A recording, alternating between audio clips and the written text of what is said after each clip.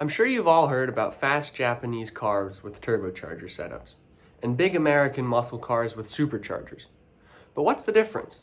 And which one is better? Today, I'm going to give an informative speech to explain the age-old debate between the two, and go over the advantages and disadvantages of both. I'll tell you why someone might choose a turbocharger for its high RPM power, cost-effective results, and efficient power yield. I'll also explain why someone else might choose a supercharger for its low-end torque, instant power, and precise throttle control. Let's start with turbochargers. First off, they're more efficient than superchargers. Turbochargers use exhaust gases from the engine to spin a turbine, which drives a compressor. This allows more air to be forced into the engine, resulting in better fuel economy. Because turbochargers use waste energy from the engine, they don't require extra power from the engine to operate. Superchargers, on the other hand, use a belt or a chain to drive a compressor, which puts additional load on the engine, reducing overall efficiency. Another advantage of turbochargers is that they produce more power at higher RPMs.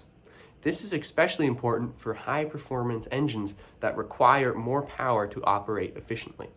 Turbochargers are also better suited for engines that operate at higher altitudes because they can still maintain power output even when there's a decrease in air density. Turbochargers are also easier to upgrade than superchargers if the car came stock with forced induction. Many aftermarket manufacturers produce bolt-on kits that can be easily installed in a stock engine to replace the old turbo using the exact same exhaust routing. Also, since superchargers are driven by the power of the engine, they're better for already powerful engines that can produce more power to the supercharger, and turbochargers, since they run off exhaust flow, do not require a powerful engine to see an increase in performance, and are thus well suited for small cars. Additionally, turbochargers have more flexibility when it comes to modifying engine performance because they can be tuned to operate in different boost ranges.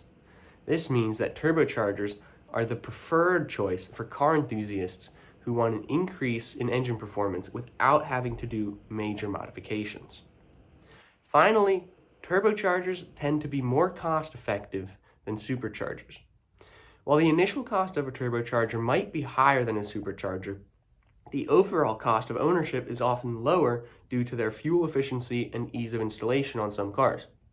While turbochargers have their advantages, there are also reasons why someone might choose a supercharger instead. Here are some reasons why superchargers can be a better choice. First, superchargers provide immediate power. Because superchargers are belt-driven, they start producing boost as soon as the engine starts. This means that drivers get an immediate boost in power and acceleration as soon as they hit the gas pedal. In contrast, turbochargers require a few seconds to spool up, which can result in lag or delay of power delivery. Another advantage of superchargers is that they tend to have smoother power delivery.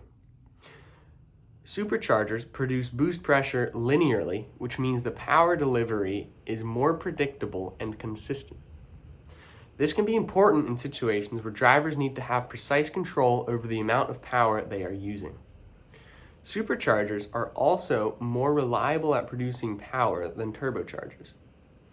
Because superchargers are belt-driven, they don't rely on exhaust gas from the engine, which can sometimes be a problem in situations where the engine is running hot or under heavy load, and thus the turbocharger would struggle to produce the same amount of power, while a supercharger will always produce a predictable amount of power in all circumstances.